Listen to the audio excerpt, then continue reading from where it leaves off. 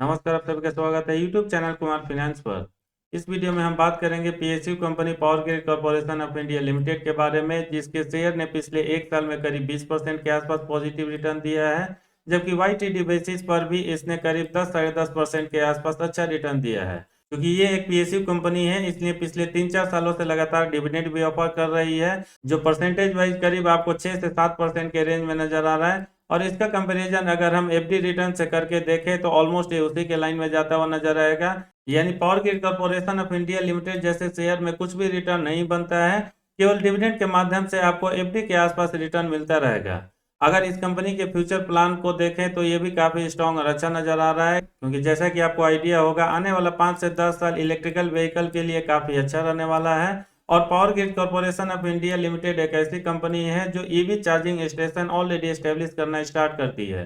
Present time में power grid corporation of India limited का जो बिजनेस है, उसमें कौन से सेक्टर से कितना रेवेन्यू जनरेट होता है, ओवरऑल इसका फ्यूचर आउटलुक कैसा नजर आ रहा है, फंडामेंटली फिलहाल ये कंपनी कितनी स्ट्रांग है, और टेक्निकल डेटा के अकॉर्डिंग क्या इस शेयर को करंट मार्केट प्राइस पर बाई किया जा सकता है, ये पूरा डिटेल इस वीडियो में जाने उसके पहले मैं कहना चाहूंगा, अगर आप नए हैं चैनल पर या अब तक आपने इसको सब्सक्राइब नहीं किया है, चैनल को सब्सक्राइब करके बेल आइकन का बटन जरूर प्रेस करें, ताकि आने वाले फ्यूचर में हर क्वालिटी वीडियो का नोटिफिकेशन आपको मिलती रहे।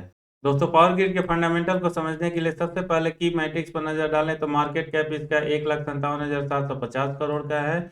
स्टॉक भी हमेशा, जैसा कि हर पीएसयू कंपनीज में देखने को मिलता है, इसका भी काफी अट्रैक्टिव नजर आएगा, क्योंकि मात्र ये 11 के आसपास चल रहा है।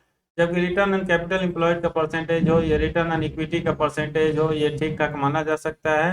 क्योंकि अमूमन हम देखते हैं जो भी कंपनी पीएसयू होती है थोड़ा सा कमजोर नजर आता है, लेकिन पावर ग्रिड का आरओसी 11.5% और रिटर्न ऑन इक्विटी 19.3% है। बुक वैल्यू के कंपैरिजन में ये शेयर ऑलमोस्ट डबल के आसपास चलता हुआ दिखेगा, क्योंकि इसका मार्केट प्राइस 226 रुपये है। इस साल इस कंपनी के डिविडेंड यील्ड ऑलमोस्ट आपको 5.20% के आसपास नजर आएगा। हालांकि अभी भी 2 महीना बाकी है और हो सकता है 2 से 3% का इजाफा आपको आने वाले 1-2 महीना में देखने को मिले। और जो फिलहाल डिविडेंड यील्ड यहाँ पर 5.20% है, ये आपको बढ़ के 7% के आसपास पहुंचता हुआ दिखेगा। हालांकि इस कंपनी के डिविडेंड यील्ड का ट्रैक रिकॉर्ड कैसा रहा है पिछले 2-3 सालों में, उसको भी हम डिटेल से देखेंगे। उसके पहले अगर हम इसके लास्ट क्वार्टर रिपोर्ट को देखें तो ये आपको ठीक ठाक नजर आएगा, क्योंकि बहुत ज्यादा स्ट्रॉन्ग तो नहीं माना जा सकता है। क्योंकि क्वार्टरली सेल्स वेरिएशन में आप देख सकते हैं, इसका रेवेन्यू ग्रोथ मात्र 8.61% रहा, जबकि प्रॉफिट ग्रोथ यहाँ 8.11% रहता है। हालांकि इसका कंपैरिजन इस सेक्टर से बिलोंग करने वाली दूसरी कंपनी, चाहे अडानी ट्रांसमिशन हो, एनटीपीसी हो, उसके साथ करके देखें तो सेल्स ग्रोथ के मामले में थोड़ा सा ये कमजोर तो नजर आ रही है, लेकिन प्रॉफिट ग्रोथ के मामले में ये ठीक ठाक नजर आ रहा है। क्योंकि अडानी ट्रांसमिशन का प्रॉफिट ग्रोथ -28.65%, जबकि एनटीपीसी का प्रॉफिट ग्रोथ निगेटिव साइड में 7.25% था। Annual profit and loss statement पर नजर डालें तो इसका रेवेन्यू ग्रोथ पिछले 12 सालों में आपको 4 गुना होता हुआ दिखेगा। क्योंकि इसका सेल्स मार्च 2012 एनुअल रिपोर्ट के हिसाब से जो 10,323 करोड़ था, मार्च 2022 में बढ़ के 41,616 करोड़ तक हो जाता है।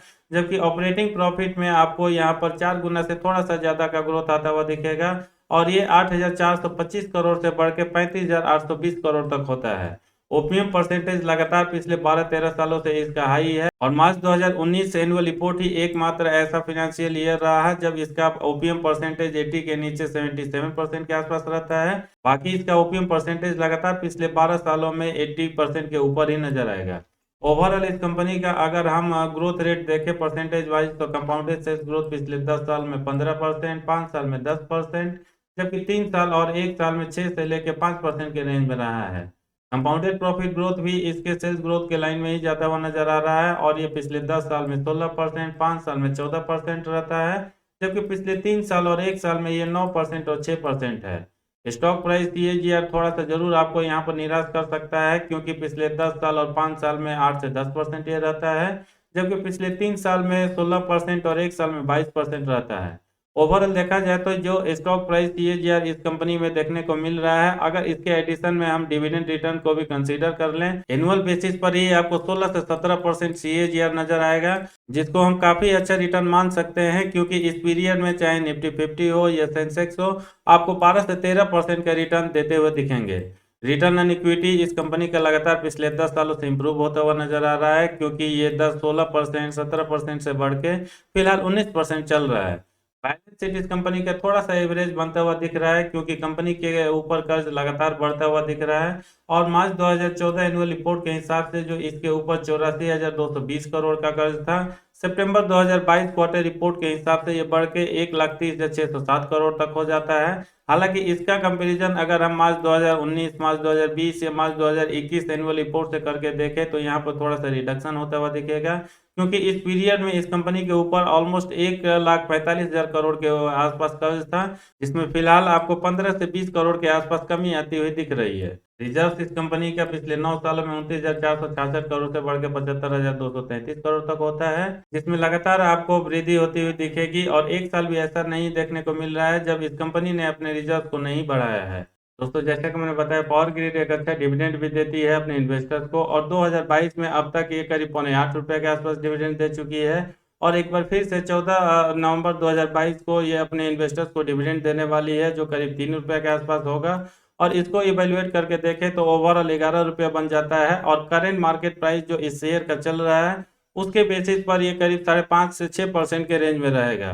2021 में इसने अपने इन्वेस्टर्स को 4 बार डिविडेंड दिया है, 2 बार ₹3-3 और 2 बार ₹4-4, जो ₹14 बनता है। और तब के मार्केट प्राइस से अगर हम इसके डिविडेंड का परसेंटेज निकालें तो ये 7% निकल कर आता है।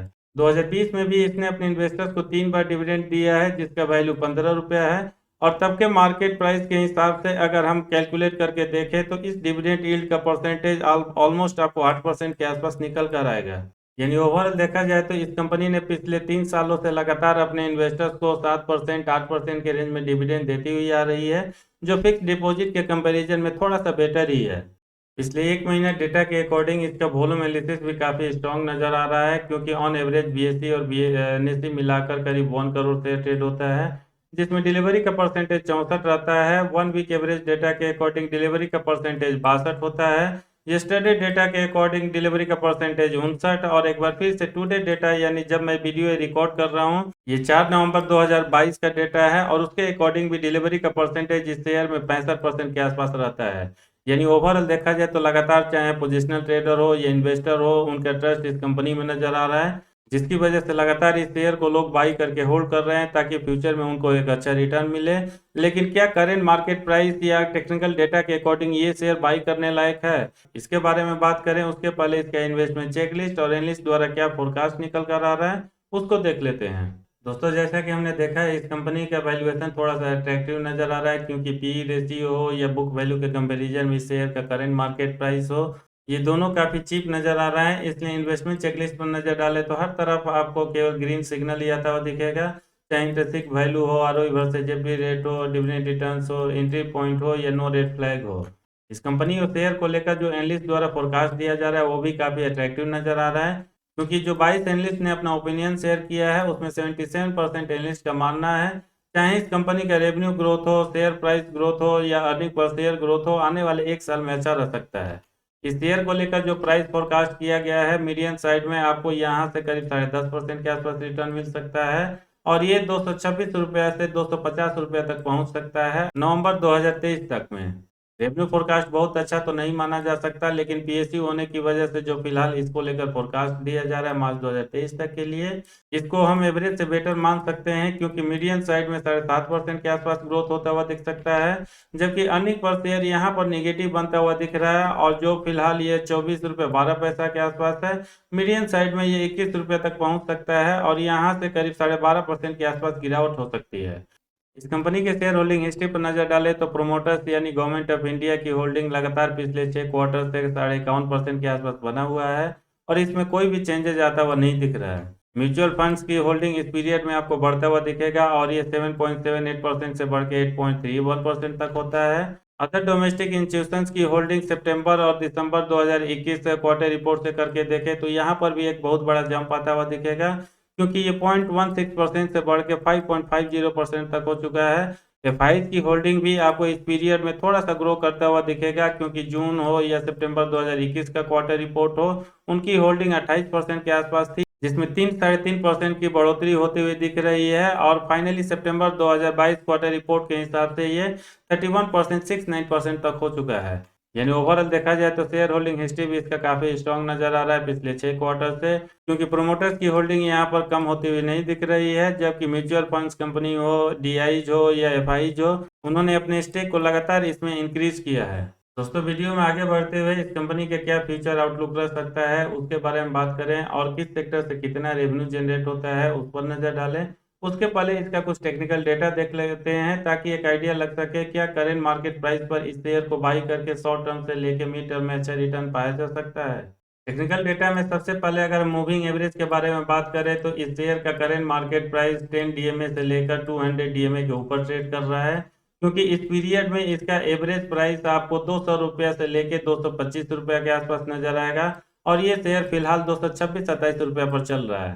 टेक्निकल डेटा में रिलेटिव स्ट्रेंथ जो कि काफी इंपॉर्टेंट रोल प्ले करता है, एटलीस्ट मेरे स्ट्रेटेजी के हिसाब से, क्योंकि जब भी मैं किसी शेयर में शॉर्ट टर्म से लेके मिड टर्म में इन्वेस्ट करता हूँ, रिलेटिव स्ट्रेंथ उसका जरूर चेक करता हूँ। और पावर ग्रिड का रिलेटिव स्ट्रेंथ देखें, जिसके लिए सबसे पहले मैंने वनडे का डेटा अप्लाई कर रखा है, ये आपको काफी अच्छा और 67.85 नजर आएगा, यानी फिलहाल ये शेयर ओवरबाउट में जाता हुआ दिख रहा है और लगातार इसमें पॉजिटिविटी बनी हुई है। 5 डे डेटा के अकॉर्डिंग भी रिलेटिव स्ट्रेंथ इसका काफी स्ट्रॉन्ग नजर आ रहा है, क्योंकि ये 66.19 है। और जैसा कि हमने इसके वॉल्यूम एनालिसिस में देखा, जिस तरह से लगातार इसके शेयर में डिलीवरी का परसेंटेज रहा है, उसका इंडिकेशन इसके टेक्निकल एनालिसिस में भी देखने को मिल रहा है, क्योंकि रिलेटिव स्ट्रेंथ चाहे 5 डे का हो या 1 डे का हो, 60 के ऊपर नजर आ रहा है। दोस्तों इस कंपनी के फ्यूचर आउटलुक को समझने के लिए सबसे इंपॉर्टेंट पॉइंट, अगर ईवी चार्जिंग इंफ्रास्ट्रक्चर पर नजर डालें तो ऑलरेडी ये कंपनी पिछले 1 साल में 11 EV fast charging station establish कर चुकी है। इन 16 operating public EV charging station के अलावा 24 पब्लिक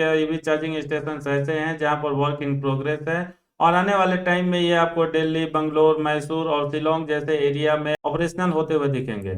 इसके अलावा ये कंपनी बहुत सारे गवर्नमेंट बॉडीज के साथ बातचीत भी कर रही है, जैसे municipal corporation, discom, metro rail authorities etcetera, ताकि ये अपने energy vehicle charging station network को बढ़ा सके। दोस्तों ईवी चार्जिंग इंफ्रास्ट्रक्चर के अलावा इस कंपनी का जो मेजर बिजनेस है, उसमें से अगर रेवेन्यू ब्रेकअप पर नजर डालें, फिलहाल इसको ट्रांसमिशन चार्जेस इससे करीब 89% का रेवेन्यू आता है, कंसल्टेंसी से 1.2%, टेलीकॉम इंफ्रास्ट्रक्चर से करीब 1.8%, जबकि अदर से 7% आता है।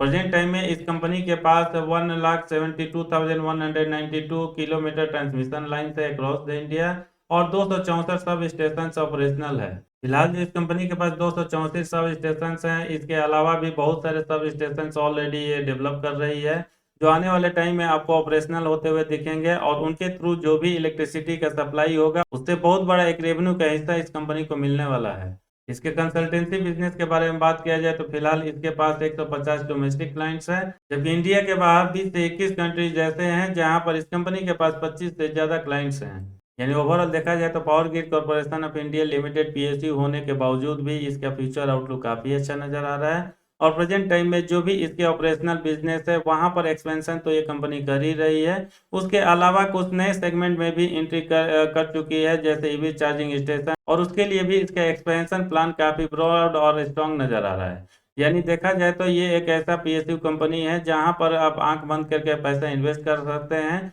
अगर आप किसी ऐसे शेयर में इन्वेस्ट करना चाहते हैं जहां पर कैपिटल आपका 100% सेफ रहे, फिक्स डिपॉजिट के आसपास आपको डिविडेंड मिलता रहे, और उसके एडिशन में करीब 10 से 12% के आसपास ईयरली बेसिस पर सीएजीआर मिलता रहे।